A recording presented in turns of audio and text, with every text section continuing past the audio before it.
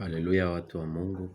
Utukufu ni kwa Mungu, utukufu ni kwa Yesu Kristo aliye hai. This is a call for prayer. Huo ni wito wa maombi. Maombi ndio namna ya sisi kuwasiliana na Mungu, ndio namna ya sisi kuzungumza na Mungu. Yesu alipokufa msalabani, pazia la hekalu lilipasuka, kuashiria ya kwamba yeye ndiye njia, yeye ndiye ukweli. Hakuna awezaye kufika kwa Baba ila yeye. Ndio maana baada ya yeye kufa msalabani, baada ya damu yake kumwagika, pazia la hekalu likakatika kama ishara ya kwamba sasa tunaweza kufika kwa Mungu, tunaweza kuzungumza na Mungu. Tukiongea Mungu ni katika ulimwengu wa roho. Kwa hiyo kipo kitu ambacho kinatuunganisha kwenye ulimwengu wa roho, ambao ni damu yake Yesu Kristo. Ndio maana yeye baada ya kufa pale msalabani, damu yake ikamwagika, pazia la hekalu katika katikati, ya kwamba yoyote yule akiwa na damu ya Yesu ana uwezo wa kuwasiliana na Mungu, ana uwezo wa kuzungumza na Mungu. Capability of communicating with God. Kwa sababu damu ya Yesu ipo tayari pale, kwa sababu yeye ambaye ndiye njia na kweli na uzima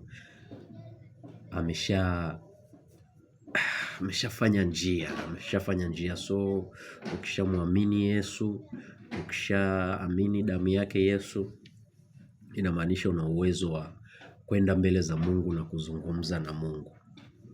Huu ni wito wa maombi. Ni hali ambayo nimekuwa nikisikia ndani. Nimekuwa nikitamani hivi, kwa nini tusiwe na madaktari? Kwa nini tusiwe na walimu? Kwa nini tusiwe na wauza vitumbua? Kwa nini tusiwe na wafagia barabara? Watu wa sekta zote, watu wa rika zote, watu wa namna zote ambao wanaweza wakaenda mbele za Mungu wakaomba, Mungu akazungumza nao.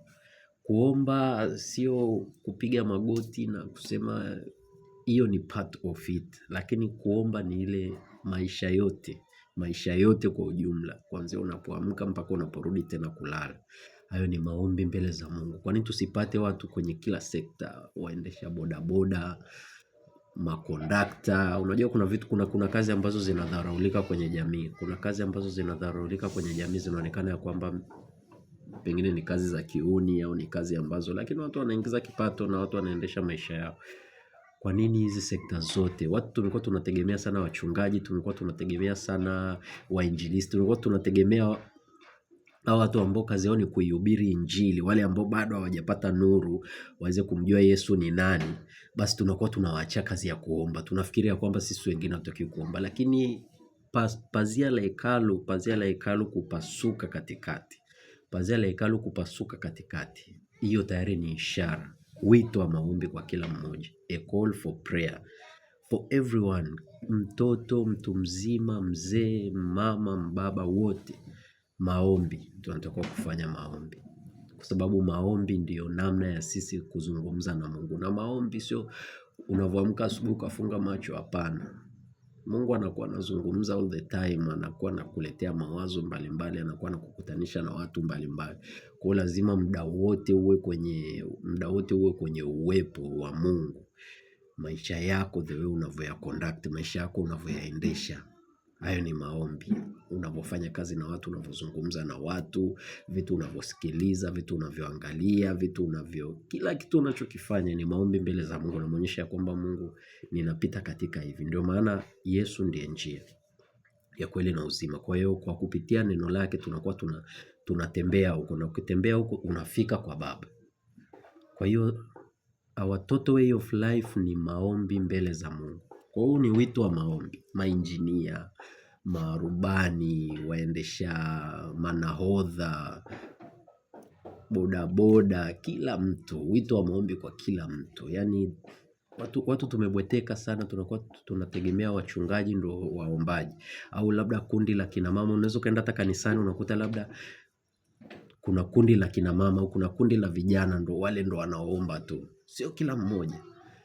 Kazi ya hao watumishi wa Mungu, wahubiri, walimu ni kuieneza Injili. Wewe ukishafikiwa na ile Injili, tayari unavyoshukiwa na Roho Mtakatifu, tayari umeshapewa mlango wa kucommunicate na Mungu. Tayari umeshapewa mlango wa communicate na Mungu. Kwa nini tunakuwa wazembe kwenye kuomba, kwenye kufanya maombi? Kwa nini hatuendelee na maisha ya ibada? Yaani tunakuwa tunapambana tu na kazi zetu, tunapambana na kazi zetu. Watu wengi tumeokoka, watu wengi tumemkiri Yesu kuwa Bwana na Mwokozi wa maisha yetu, lakini tunavyoingia kwenye kutenda kazi zetu, tunavyoingia kwenye kupambana kiuchumi, tunaachana kabisa na mambo ya kiroho. Tunaachana kabisa na mambo ya kiroho, tunaenenda kama watu wengine wanavyoenenda. Tunaenenda kama watu wengine wanavyoenenda. Unaweza kusema sasa itawezekana vipi?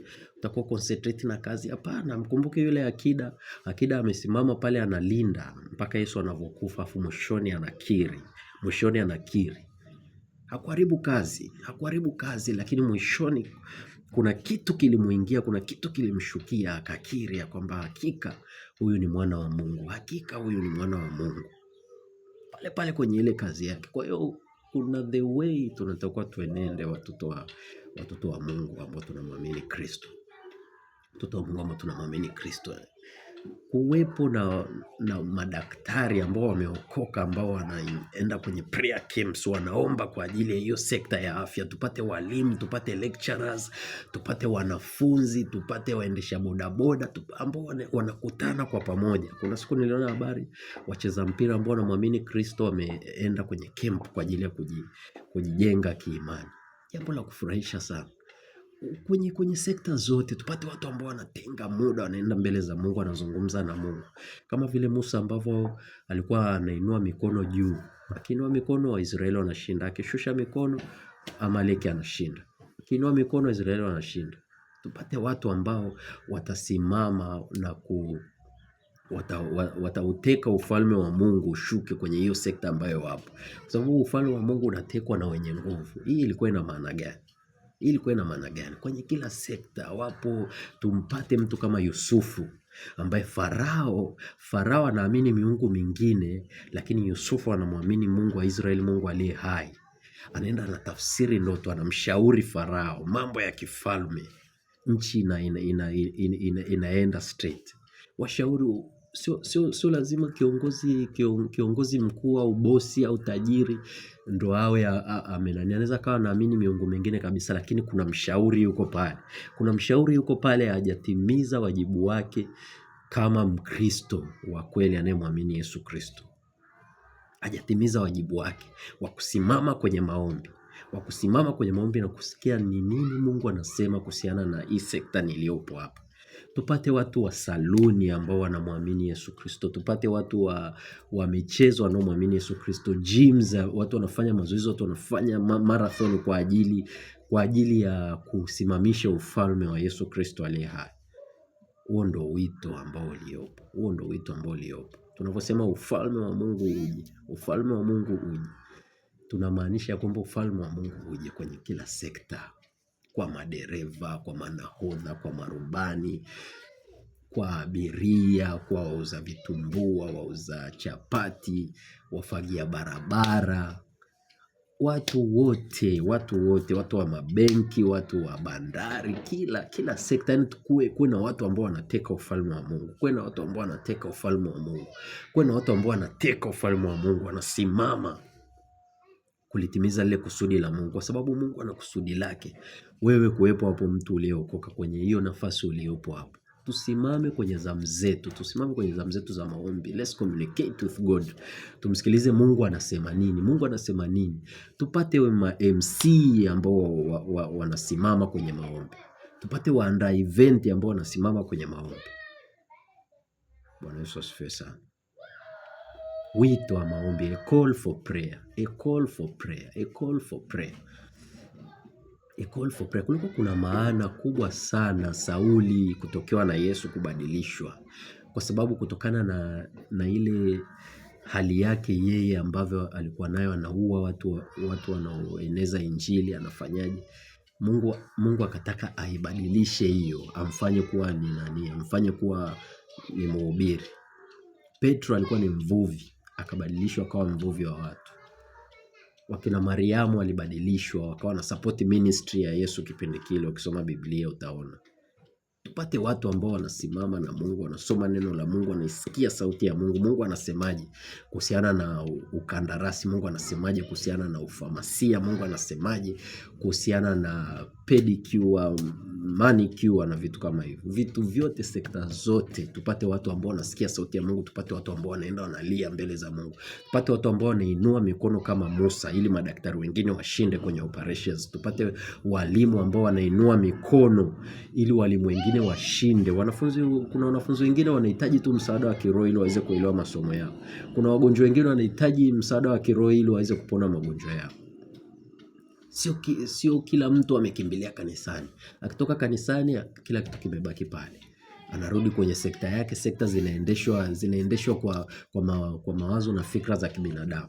Kwa nini kusiwepo na kina Yusufu wengi ambaye watawekwa wasimamie kwa hekima za kimungu, kwa mawazo ambayo yametoka juu mbinguni kwa Yesu Kristo aliye hai? Kwa nini tusipate walimu wakuu wasaidizi? Kwa nini tusipate walimu wa taaluma, walimu wa nidhamu ambao wanasimama kwenye lile kusudi la kimungu, wanapokea maagizo, wanatoa ushauri namna gani shule iende, namna gani hospitali ziende? Tupate waendesha bodaboda ambao wanapokea maagizo kutoka kwa Mungu. Kuna muda mwingine mtu unapakia bodaboda ukutane na uponyaji. Unapakia daladala ukutane na uponyaji. Bwana Yesu asifiwe sana. Yes, it is a call for prayer for everyone, for everyone. Pazia la hekalu lilishapasuka katikati, kuonyesha ya kwamba kila mtu anaenda mbele za Mungu kupitia Yesu Kristo, kupitia damu ya Yesu. Tunaenda mbele za Mungu. Tunauteka ufalme wa Mungu. Tunajiintroduce wafanyabiashara ambao watauteka ufalme wa Mungu kwenye sekta ya biashara. Tupate marubani ambao watauteka ufalme wa Mungu kwenye sekta ya urubani. Tupate mainjinia ambao watauteka ufalme wa Mungu kwenye sekta ya uinjinia. Tupate manahodha, tupate wapika vitumbua, wauza vitumbua, wafanyabiashara wadogo, wafagia barabara ambao wanateka ufalme wa Mungu kwenye hivyo vitengo vyao walivyo. Sio wachungaji tu. Yaani tumeona kama wachungaji ndio watu wa kuomba, wainjilisti ndio watu wa kuomba. No. Kuwepo na mfagia barabara ambaye kilema akipita pale, kilema anapokea uponyaji. Mungu anamsemesha, anapokea uponyaji. Tupate rubani ambaye anasikia sauti ya Mungu, amepata abiria, anapokea uponyaji. Watu wapokea uponyaji kwenye madaladala, watu wapokea uponyaji kwenye anapoenda kununua kitumbua, apokee uponyaji wake, apokee jibu lake, apokee muujiza wake. Ndio maana ya delegation. Yesu Kristo akafa pale msalabani ili kila mtu kwenye kila sekta, sio wachungaji tu. Wachungaji wao wanaenda wanaeneza injili. Nini maana ya shambani mwa Bwana mavuno mengi lakini watendakazi ni wachache? Wachungaji tu, wainjilisti tu, wahubiri tu. No. Tupate mainjinia ambao wanasimama wanasikia sauti ya Mungu. Tupate lecturers ambao wanasimama wanasikia sauti ya Mungu. Kote huko kunapaswa kusimamiwa na nguvu za Mungu. Ufalme wa Mungu ndio huko unakaa kote, unashuka kote. Sio kanisani tu. Watu wana experience nguvu za Mungu kanisani tu. Kwa nini? Kwa nini asi experience nguvu za Mungu anapofika saluni? Kwa nini asi experience nguvu za Mungu anapofika hotelini, anapofika lodge? Kwa nini asi experience nguvu za Mungu? Hakuna watu kuteka ufalme wa Mungu. Watu wakifika tu kanisani ndo rapopo shande rikandara bokosi. Hapana. Uko kwenye daladala. Uko kwenye vituo vya stendi, wauza maji ambao wanasimama. Tatizo tunazidefine kama hizo ni kazi za kimaskini. Lakini mama mjane wa Sarepta ndo aliyemlisha Elia, mtumishi wa Mungu. Mjane ndo aliyemlisha Elia kwa kile kidogo. Mungu wala hahitaji mambo mengi, wala hahitaji vitu vingi, kwa sababu nilishasema kuna power of multiplication ndani ya Yesu. Anahitaji kitu kimoja tu. Anahitaji konzi ya unga tu. Bwana Yesu asifiwe sana. Bwana Yesu hahitaji mambo mengi, hahitaji a lot of things. Anahitaji kitu kimoja tu. Anahitaji